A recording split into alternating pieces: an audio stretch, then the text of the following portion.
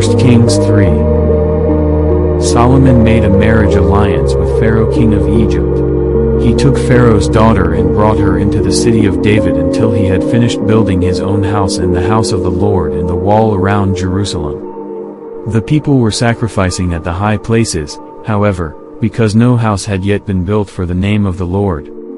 Solomon loved the Lord, walking in the statutes of David his father, only he sacrificed and made offerings at the high places. And the king went to Gibeon to sacrifice there, for that was the great high place. Solomon used to offer 1,000 burnt offerings on the altar. At Gibeon the Lord appeared to Solomon in a dream by night, and God said, "Ask what I shall give you." And Solomon said, "You have shown great and steadfast love to your servant David my father, because he walked before you in faithfulness, in righteousness, and in uprightness of heart toward you. And you have kept for him this great and steadfast love and have given him a son to sit on his throne this day. And now, O Lord my God, you have made your servant king in place of David my father, although I am but a little child. I do not know how to go out or come in. And your servant is in the midst of your people whom you have chosen, a great people, too many to be numbered or counted for multitude. Give your servant therefore an understanding mind to govern your people, that I may discern between good and evil, for who is able to govern this your great people?" It pleased the Lord that Solomon had asked this.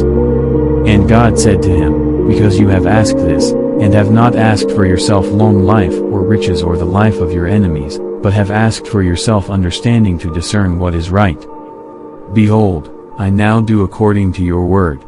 Behold, I give you a wise and discerning mind, so that none like you has been before you and none like you shall arise after you. I give you also what you have not asked, both riches and honor, so that no other king shall compare with you, all your days. And if you will walk in my ways, keeping my statutes and my commandments, as your father David walked, then I will lengthen your days." And Solomon awoke, and behold, it was a dream. Then he came to Jerusalem and stood before the ark of the covenant of the Lord, and offered up burnt offerings and peace offerings, and made a feast for all his servants. Then 2 prostitutes came to the king and stood before him. The one woman said, "Oh, my lord, this woman and I live in the same house, and I gave birth to a child while she was in the house. Then on the 3rd day after I gave birth, this woman also gave birth. And we were alone. There was no one else with us in the house, only we 2 were in the house. And this woman's son died in the night, because she lay on him. And she arose at midnight and took my son from beside me, while your servant slept, and laid him at her breast, and laid her dead son at my breast. When I rose in the morning to nurse my child, behold, he was dead. But when I looked at him closely in the morning, behold, he was not the child that I had born." But the other woman said, "No, the living child is mine, and the dead child is yours."